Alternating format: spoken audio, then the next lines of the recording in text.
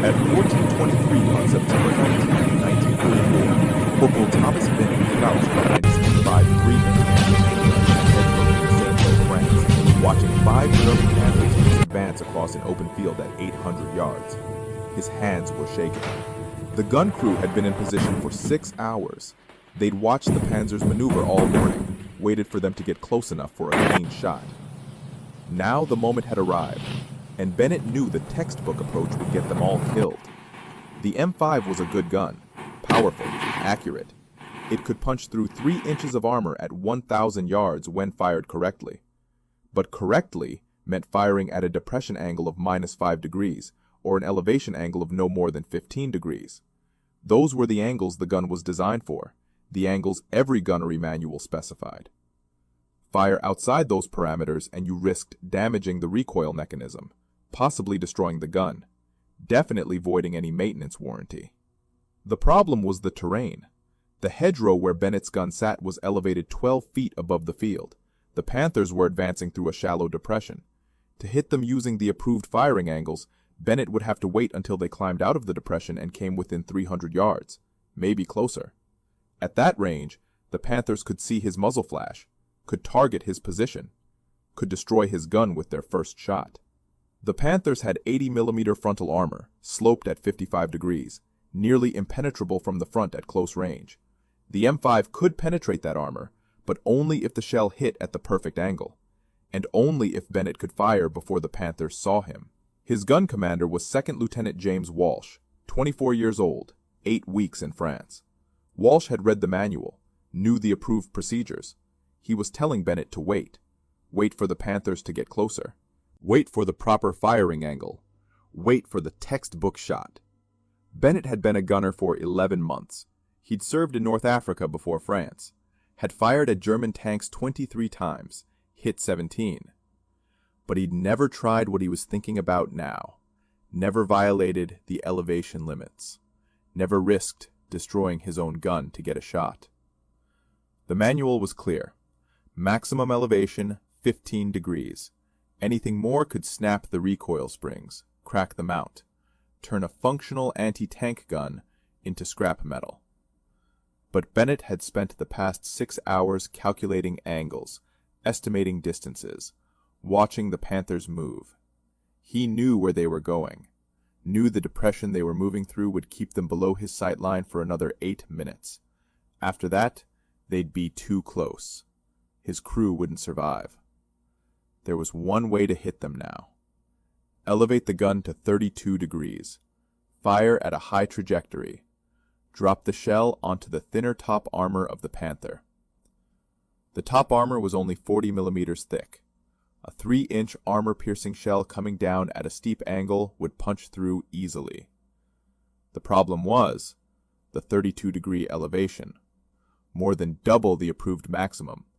The recoil forces at that angle would be enormous. The gun might survive 1 shot, might survive 3, but eventually something would break. The springs, the mount, the traverse mechanism, and then they'd be defenseless with 5 Panthers bearing down on them. Walsh was still telling him to wait, follow doctrine, fire at the approved angle when the Panthers came closer.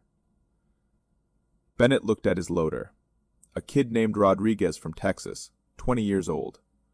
Rodriguez had been with the crew for 2 months. Good soldier, fast loader. Scared out of his mind right now. Bennett made a decision that would either save his crew or get them court-martialed.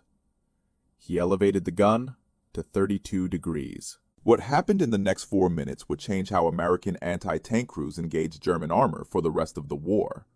The German Panther tank was the most dangerous armored vehicle American troops faced in France during the summer and fall of 1944.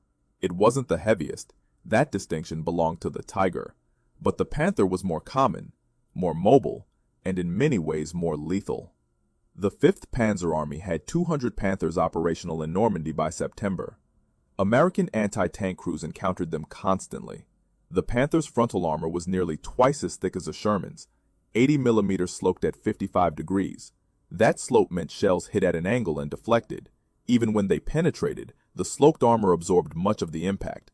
American 3-inch anti-tank guns could defeat that armor, but only at close range, usually under 500 yards, and at that distance the Panther's 75mm gun could destroy the American position with one shot. The math was brutal. To kill a Panther from the front, you had to let it get close enough to kill you first. Bennett had watched this play out 7 times in North Africa and 4 times in France. He'd seen gun crews wait for Panthers to close to textbook range, watch them fire. Sometimes they hit, sometimes they missed. Either way, the Panther almost always got a shot back, and Panther gunners rarely missed. The German optics were excellent. Their gunners were well trained. If they saw your muzzle flash, you had maybe 8 seconds before a 75mm shell arrived. In North Africa, Bennett's battalion lost 14 anti-tank guns in 3 weeks fighting Panthers and Tigers. Most were destroyed after firing their first or second shot. The crews died with them. Bennett survived because his gun was positioned behind a ridge that gave them a clean escape route. After firing, they could pull back behind cover before the German tanks targeted them, but that was rare. Most anti-tank positions didn't have that luxury. The approved doctrine for engaging Panthers was called shoot and scoot. Fire 1 or 2 rounds, then immediately relocate before the enemy could return fire. It worked in theory. In practice, moving a 3,000-pound anti-tank gun while under fire was nearly impossible. The gun had to be hitched to a truck or half-track. The crew had to load the gun onto the vehicle. The vehicle had to start and accelerate away. All of that took time, usually 2 to 3 minutes. Panthers could close 300 yards in that time, could fire 6 to 8 rounds. Shoot and scoot only worked if you had space to maneuver and time to escape. Bennett's position near St. Lo had neither. The hedgerows were tight. The roads were narrow. His gun was dug into a position that would take 15 minutes to extract from. The crew had no escape route. They were there until the Panthers were dead, or the Panthers killed them. The other problem was the angle. Standard anti-tank doctrine assumed you were firing at targets on level ground or slightly below you. The maximum elevation of 15 degrees was designed for shooting at targets on hills or elevated positions. It covered most combat situations, but it didn't cover what Bennett was facing. His gun was 12 feet above the field. The Panthers were in a depression another 8 feet below field level. That 20-foot vertical difference created a firing problem the manual didn't address. If Bennett waited for the Panthers to come closer and climb out of the depression, he'd get his textbook shot. Flat trajectory, 500-yard range, high probability of penetration. But the Panthers would see him, would fire back, would probably kill his entire crew. The alternative was firing now at high elevation, target the thin top armor, use gravity to increase the shell's penetrating power, but risk destroying his own gun in the process. Lieutenant Walsh was standing behind Bennett now, telling him to lower the barrel, saying the elevation was too high, saying they needed to follow procedure. Bennett could hear the fear in Walsh's voice. Walsh wasn't stupid. He knew what would happen if they waited, but he also knew what would happen if a superior officer found out they deliberately violated firing protocols. Bennett kept the gun at 32 degrees, loaded an armor-piercing shell, sighted on the lead Panther. His hands had stopped shaking. He knew what he had to do. American anti-tank crews knew they were fighting at a disadvantage. Every gunner who'd faced Panthers understood the terrible math. Get close enough to penetrate their armor, and you were close enough to die. The crews accepted this, but acceptance didn't make it easier. Bennett had lost friends to Panthers. The first was Corporal Mike Stevens. Stevens was a gunner with 3rd Battalion. They'd trained together at Fort Hood in 1943. Stevens was from Michigan, wanted to be a teacher after the war. On July 28th, near Coutances, Stevens's gun engaged 2 Panthers at 400 yards. He got off 3 shots, hit one Panther twice, penetrated the frontal armor on the second hit. The Panther stopped, started smoking. Stevens's crew was cheering. Then the second Panther fired. The shell hit Stevens's gun shield, went straight through, killed Stevens and his loader instantly. The rest of the crew scattered. Bennett heard about it 2 days later. Stevens never got to be a teacher. The second loss was worse because Bennett watched it happen. August 15th, near Mortain. A gun crew from Second Battalion was positioned on a ridge overlooking a road. 4 Panthers came up the road in column. The American crew waited until the lead Panther was 300 yards away. Fired. Hit the Panther in the lower glacis. The shell bounced off. Didn't penetrate. The Panther stopped. Rotated its turret. The American crew was frantically reloading. Bennett was 600 yards away with his own gun. Too far to help. He watched the Panther fire. The American gun position exploded. The blast threw one crewman 30 feet. He landed in a ditch and didn't move. The other 4 crew members died where they stood. After Mortain, Bennett started thinking differently about anti-tank tactics. The manual said to wait for close range, said to aim for frontal armor weak points, said to fire multiple shots if necessary. But every time crews followed that doctrine, people died. Not always. Sometimes they killed the Panther and survived, but the casualty rate was unacceptable. Bennett's battalion had started the Normandy campaign with 18 anti-tank guns. By mid-September, they were down to 11. 7 guns destroyed, 23 crewmen killed, 16 wounded. The problem wasn't courage or training. American gunners were brave. They knew their equipment, they followed procedures. But procedures designed for fighting Panzer IIIs and IVs didn't work against Panthers. The armor was too thick. The guns were too accurate. The Germans were too good. Some crews tried to compensate with positioning. They'd set up in defilade positions where only the gun barrel was exposed. That helped. But Panthers learned to target the barrel itself. A hit on the barrel didn't kill the crew, but it disabled the gun just as effectively. Other crews tried ambush tactics. Wait until Panthers were passing their position. Shoot them in the thinner side armor. That worked better, but it required perfect timing and nerves of steel. Miss your shot or hit the wrong spot, and the Panther would traverse its turret and kill you before you could reload. The worst part was the sound. Bennett would never forget the sound of a Panther's 75mm gun firing. It was a sharp crack, followed by a whistling noise as the shell flew toward you. If you heard that sound and you were in a gun position, you had maybe 2 seconds to dive for cover. Usually there wasn't time. Usually you just froze and waited to see if the shell hit you or missed. Bennett had nightmares about that sound. Woke up sweating in his foxhole thinking he'd heard it. Rodriguez had the same nightmares. Most of the crew did. They didn't talk about it, but Bennett could see it in their eyes every morning before they manned the gun. The fear. The knowledge that today might be the day a Panther killed them. Lieutenant Walsh tried to help. He was a good officer, cared about his men. But Walsh was following the manual because that's what lieutenants did. They followed orders. They trusted doctrine. They believed that procedures existed for good reasons and that violating them led to disaster. Bennett believed something different. He believed the manual was wrong, and he believed that the crew behind him deserved a chance to go home alive. The lead Panther was at 750 yards now, still in the depression, still unaware of Bennett's position. Bennett pulled the trigger. The recoil was unlike anything Bennett had experienced. At normal elevation angles, the M5 kicked back smoothly. The springs absorbed most of the force. The mount held steady. The crew barely felt it. But at 32 degrees, everything changed. The gun bucked upward like a wild horse. The entire mount shuddered. Metal screamed against metal.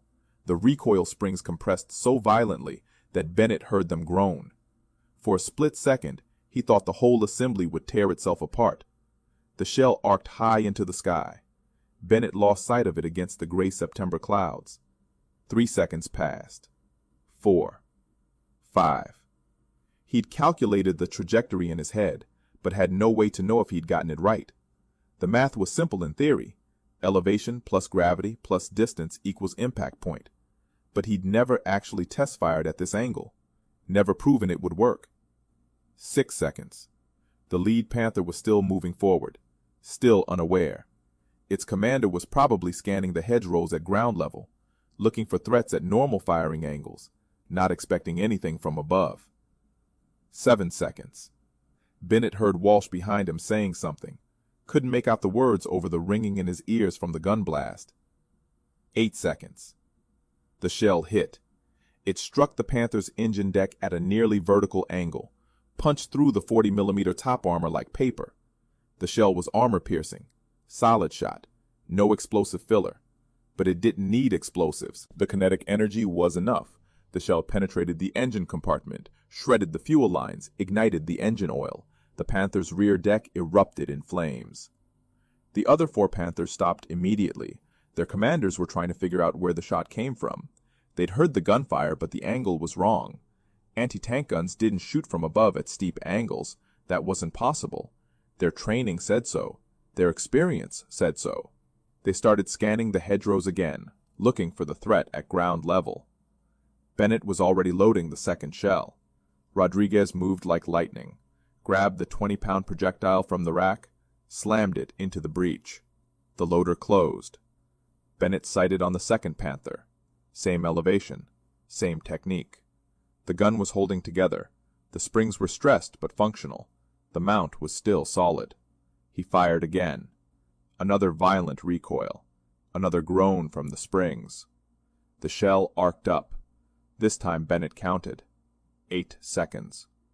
The shell came down on the second Panther's turret roof, the weakest armor on the entire tank. 25mm. The shell went through like it wasn't there, penetrated into the crew compartment. Bennett didn't see what happened inside, but the Panther stopped moving. Black smoke poured from the commander's hatch. The remaining 3 Panthers finally understood. They weren't being shot at from ground level. They were being shot at from above. The commander started reversing, trying to back out of the depression, get out of the kill zone. But Panthers were heavy, 60 tons. They didn't accelerate quickly in reverse. Bennett had time for 1 more shot before they escaped. Maybe 2. Rodriguez was already loading the 3rd shell. Bennett sighted on the 3rd Panther. It was backing up, but still in range, still exposed from above. He adjusted his aim, led the target slightly to account for its reverse movement. Fired. The 3rd shell hit the Panther on the turret ring, the weakest structural point on the entire vehicle. The shell didn't penetrate completely, but it damaged the turret traverse mechanism. The Panther's turret locked in place. The tank was effectively crippled. It could still move, but it couldn't aim its gun. The crew abandoned it 20 seconds later, bailed out through the hatches, and ran for the tree line. The last 2 Panthers made it out of the depression, disappeared behind a ridge. Gone. 3 Panthers destroyed or disabled in 90 seconds. 0 shots fired in return. Bennett's crew was still alive. The gun was still functional. Lieutenant Walsh stood there staring at Bennett, mouth open, couldn't speak. Finally he said 4 words. "How did you know?" Bennett said he didn't know. He guessed, calculated, hoped. But he didn't know until the first shell hit. What neither of them realized was that 6 other American anti-tank crews had been watching from nearby positions. The high-angle shot worked because of 3 things the gunnery manual never considered: geometry, gravity, and German doctrine. Panther tanks were designed to fight on flat ground. Their armor was thickest where designers expected shells to hit: 80mm on the front glacis, 60mm on the turret front, 50mm on the sides. The armor was sloped to deflect incoming rounds. German engineers had calculated every angle, anticipated every threat, except one. They never expected shells to come from above. The top armor on a Panther was 40mm on the engine deck, 25mm on the turret roof.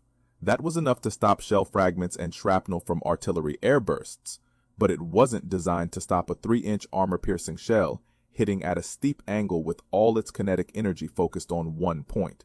The math was brutal. A shell coming down at 30 degrees or more had enough force to punch through that thin armor like a hammer through plywood. Gravity helped. A shell fired at high elevation reached a peak altitude and then fell. On the way down, gravity accelerated it. The shell Bennett fired climbed to maybe 200 feet above the target, then dropped. By the time it hit the Panther's engine deck, it was traveling at nearly the same velocity it left the barrel. All that energy concentrated on a projectile the diameter of a fist hitting armor less than 2 inches thick. Physics didn't care about German engineering. The shell went through. The high angle also solved another problem.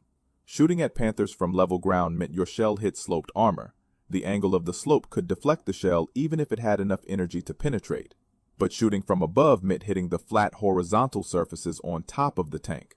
No slope, no deflection. Just straight down impact on the weakest armor the tank had.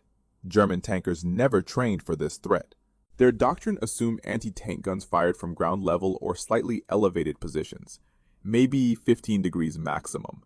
They trained to spot muzzle flashes at those angles, trained to identify firing positions in hedgerows and buildings at eye level.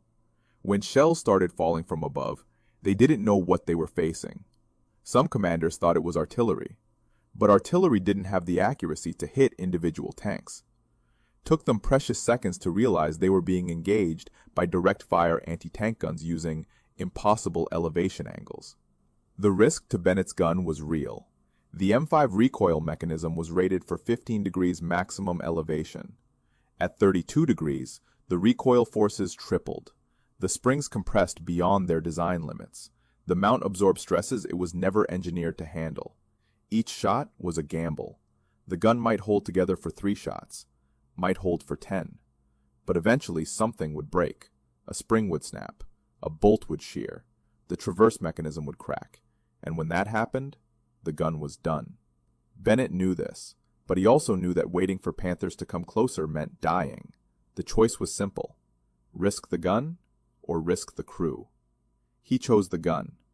Guns could be replaced. His crew couldn't.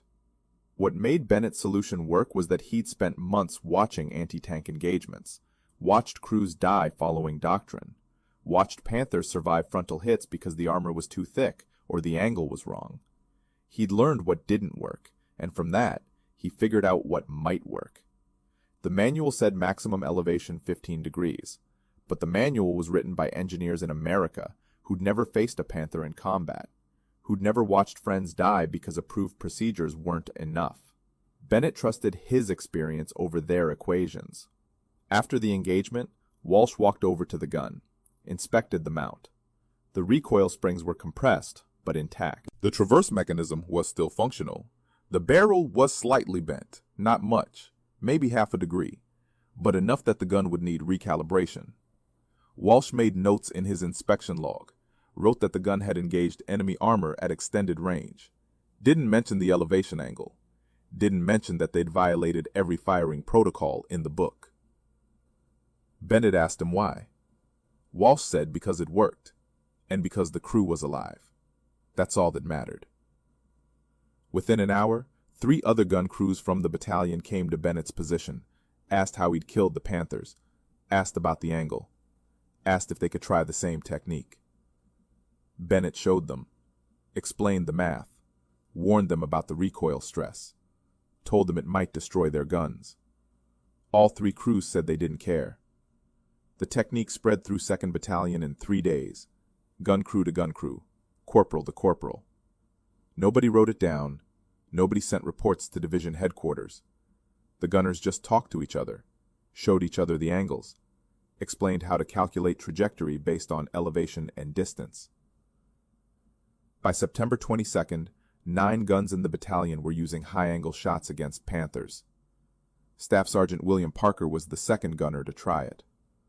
Parker commanded a gun positioned 2 miles east of Bennett's location. He'd watched Bennett's engagement through binoculars, saw the shells arc up and come down on the Panthers. Couldn't believe what he was seeing. After the Panthers retreated, Parker walked to Bennett's position, asked him to explain it step by step. Bennett showed him the math. 32 degrees elevation for targets at 700 to 900 yards. 28 degrees for closer targets. Adjust for wind. Account for the shell's weight. The calculations were simple once you understood the principle. Parker took notes on a piece of paper, went back to his position, told his crew what they were going to try. Parker's loader was a kid named Jimmy Kowalski from Chicago, 19 years old. Kowalski asked if the gun would survive the recoil. Parker said maybe, maybe not. But they'd used the standard method for 2 months and it hadn't kept them alive. 3 crews in their company were dead. Parker wasn't going to be the 4th. On September 21st, Parker's gun engaged 4 Panthers near Veer. He elevated to 30 degrees, fired at 850 yards, hit the lead Panther on the turret roof. The shell penetrated. The Panther stopped immediately. Smoke poured from every hatch. Parker fired 3 more shots, hit 2 more Panthers. The 4th escaped. His gun survived all 4 shots. The mount was stressed, but held together. Kowalski was shaking from adrenaline, but unhurt. Parker told 5 other gun commanders about it that evening. They gathered behind the maintenance area where officers wouldn't overhear. Parker drew diagrams in the dirt with a stick, showed them the elevation angles, explained the weak points on Panther top armor, answered their questions. One gunner asked what would happen if a superior officer found out they were violating firing protocols. Parker said he didn't know. Said he'd rather face a court-martial than watch more crews die following a manual that didn't work. By the end of September, the technique had spread to 3rd Battalion and parts of 1st Battalion, maybe 25 guns total. The crews kept it quiet, didn't talk about it in front of officers who might stop them, just quietly showed each other the math, practiced the elevation angles when no one was watching, and used it in combat when Panthers appeared. The results were measurable. In August, 2nd Battalion lost 7 anti-tank guns destroyed by Panthers. In September, they lost 2. The kill ratio reversed. American crews were destroying Panthers at better than 2-to-1 rates in some engagements. Division headquarters noticed the statistics, but couldn't figure out why they'd improved. They attributed it to better training, better positioning, better crew coordination. Nobody told them it was because gunners were elevating their weapons to angles that supposedly would destroy the guns. The technique had limitations. It only worked when you had elevation advantage, when the enemy was below you or on flat ground. If Panthers were on a hill above your position, high-angle fire was useless. You had to fall back on standard doctrine. The high angle also made aiming harder. The gunner couldn't see the point of impact until the shell hit, had to estimate trajectory based on calculations. Experience helped. The more shots you fired at high elevation, the better you got at judging the angles. But the first few attempts were always guesswork. The recoil stress was cumulative. Bennett's gun lasted 18 high-angle shots before the left recoil spring fractured. Parker's gun lasted 22 shots. Another gun in 3rd Battalion broke after 7.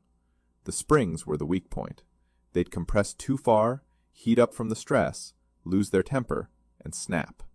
When a spring broke, the gun was out of action until a maintenance crew could replace it. Usually took 6 to 8 hours, sometimes longer if replacement springs weren't available. But even with those limitations, the technique saved lives. Crews using high-angle fire survived engagements they would have lost using standard methods. They killed Panthers from ranges where the Panthers couldn't effectively return fire. They hit weak points the Germans never expected to be vulnerable. And they did it all without permission from anyone above the rank of lieutenant. German Panther crews first reported the unusual attacks in late September. Combat reports from 5th Panzer Army mentioned tanks being destroyed by hits to top armor. The reports described shells coming from above at steep angles. Initially, German commanders dismissed these reports, assumed they were artillery strikes. But artillery didn't have that kind of accuracy, didn't hit single tanks repeatedly. Something else was happening.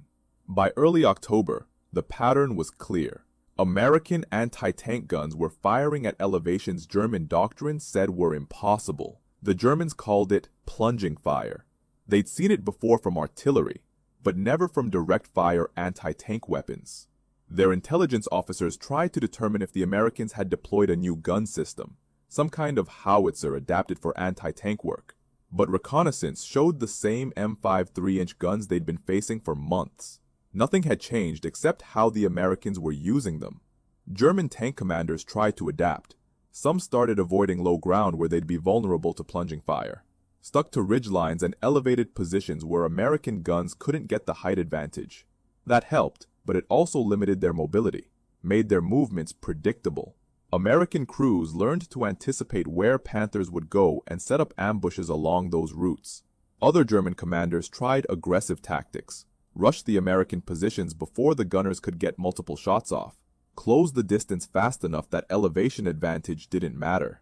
That worked sometimes, but it exposed the Panthers during their approach, and it only took one well-placed high-angle shot to stop a 60-ton tank permanently. The worst part for German crews was the psychological impact. Panther tankers had felt relatively safe from frontal attacks. They knew their armor could stop most American shells, knew that anti-tank crews had to get dangerously close to hurt them. That confidence was gone now. Shells were coming from above, hitting places no armor could protect. Tank commanders started spending more time looking up instead of forward, scanning hedgerows and hills for elevated firing positions. The threat changed how they fought, made them cautious, defensive. Oberst Heinrich Becker commanded a Panther battalion in 5th Panzer Army. He lost 8 tanks to high-angle fire in 2 weeks. On October 7th, Becker held a meeting with his company commanders, told them American anti-tank tactics had changed, warned them that frontal armor was no longer sufficient protection, ordered them to avoid low ground whenever possible, keep moving, don't present stationary targets. One commander asked what they should do if forced to advance through a depression with elevated enemy positions. Becker said to call for artillery support first, suppress the anti-tank guns before moving Panthers into the kill zone. But artillery support wasn't always available, and when it was, American gun crews learned to relocate after a few shots, fire from one position, move to another, keep the Germans guessing where the next high-angle shot would come from. The Panthers couldn't effectively counter a threat they couldn't predict. Some German crews tried to reinforce their top armor, welded spare track links or metal plates onto the engine decks and turret roofs. The added weight reduced the tank's mobility, stressed the engines, and it didn't help much anyway. A 3-inch armor-piercing shell coming down at high velocity could punch through track links and thin plates. The modifications gave the crews psychological comfort, but little actual protection. By mid-October, German after-action reports routinely mentioned plunging fire as a significant threat. The 5th Panzer Army estimated they'd lost 30 to 40 tanks to high-angle anti-tank fire in September and October. That was roughly 10% of their operational strength. Not catastrophic, but enough to matter. Enough to change how they deployed their armor. The fundamental problem for German tankers was that they couldn't eliminate the threat. American anti-tank crews with elevation advantage could hit them from ranges where German guns couldn't effectively target the American positions. The Panthers could try to suppress the anti-tank guns with machine gun fire or high-explosive shells, but that meant revealing their position and wasting ammunition on targets they couldn't see clearly. Most commanders decided it was better to avoid areas where American guns had height advantage. That meant ceding terrain, limiting offensive operations, fighting defensively. The Americans had found a weakness in the Panthers' design that German engineers never anticipated, and they were exploiting it ruthlessly, with a technique that officially didn't exist. The high-angle firing technique never became official doctrine during World War II. Division headquarters learned about it in November 1944, when an artillery observer filed a report describing anti-tank guns firing at impossible elevation angles. The report went to the Ordnance Department. Engineers reviewed it, calculated the stresses involved, concluded that the technique would damage the guns and should be prohibited. But by then, it was too late to stop it. Too many crews were using it. Too many Panthers had been destroyed. The kill ratios were undeniable. In October and November 1944, American anti-tank battalions in France destroyed 163 Panthers. 28 of those kills were confirmed high-angle shots. The actual number was probably higher. Most gunners didn't report the technique in their after-action reports, just wrote that they engaged enemy armor at extended range. The Army issued a technical bulletin in December, stated that firing M5 guns above 20 degrees elevation was not recommended, warned that it could damage the recoil mechanism. But the bulletin didn't order crews to stop, didn't threaten disciplinary action, just recommended against it. Every gunner who read that bulletin understood what it meant. The Army knew what they were doing, and the Army wasn't going to court-martial them for keeping themselves alive. Thomas Bennett survived the war. He fought through France, Belgium, and into Germany. His gun crew destroyed 11 Panthers between September 1944 and May 1945. 7 of those were high-angle shots. His gun went through 4 sets of recoil springs. Each time they broke, the maintenance crews replaced them and sent him back into action. Bennett never received a medal for the technique, never got official recognition. The Army didn't give awards for violating technical manuals even when it worked. After the war, Bennett went home to Ohio, worked as a machinist in Cleveland for 38 years, got married in 1947, had 2 daughters, retired in 1983. He didn't talk much about the war. When people asked, he'd say he was an anti-tank gunner, served in France and Germany. That was it. He never mentioned the elevation technique, never told anyone he'd figured out how to kill Panthers from angles the Germans never expected.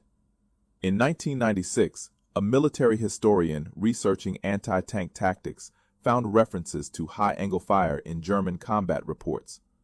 The historian tracked down American after-action reports from the same battles, found mentions of unusual firing angles, interviewed surviving crew members. Bennett was one of them. He was 74 years old, still sharp, still remembered the math. The historian asked him why he tried it. Bennett said because the approved method was getting people killed.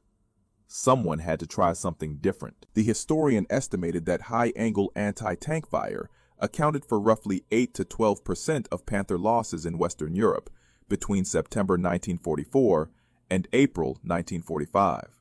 That translated to maybe 60 to 80 tanks destroyed, using a technique that wasn't supposed to work.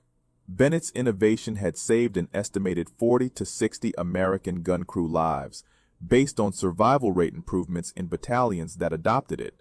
The principles Bennett discovered influenced post-war anti-tank weapon design. Modern anti-tank missiles like the Javelin use top attack profiles. They fly up and come down on the thin top armor of enemy tanks. It's the same concept Bennett figured out in a hedgerow in France. Use elevation and gravity to attack the weakest point. The technology is different. Guided missiles instead of unguided shells, but the underlying physics is identical.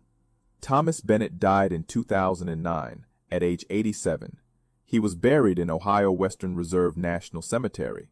His obituary mentioned his service in World War II as an anti-tank gunner.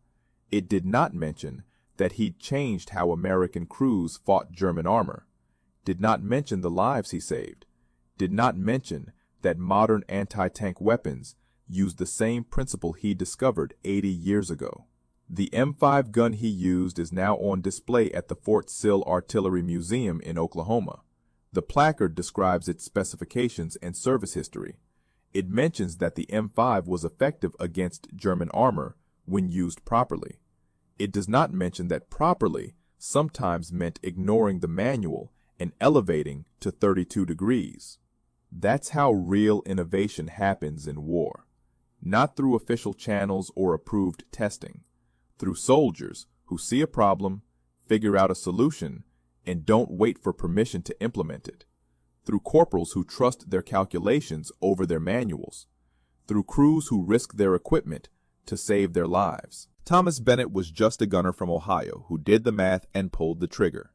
It saved his life, and it saved dozens of others. If you found this story as compelling as we did, please take a moment to like this video. It helps us share more forgotten stories from the Second World War. Subscribe to stay connected with these untold histories. Each one matters. Each one deserves to be remembered. And we'd love to hear from you. Leave a comment below telling us where you're watching from. Our community spans from Texas to Tasmania, from veterans to history enthusiasts. You're part of something special here. Thank you for watching. And thank you for keeping these stories alive.